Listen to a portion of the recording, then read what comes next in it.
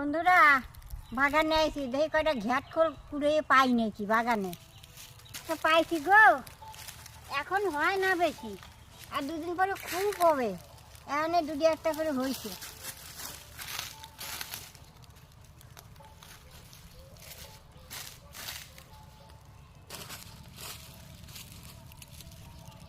এখন ছোট ছোট হয়ে রয়েছে, কয়দিন পরে বড় বড় হবে।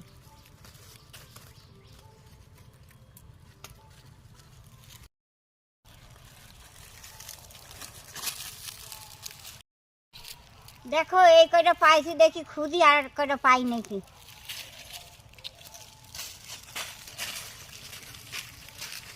দেখো ঘরের পিছনে একটা বড় একটা গাছ পাইছি।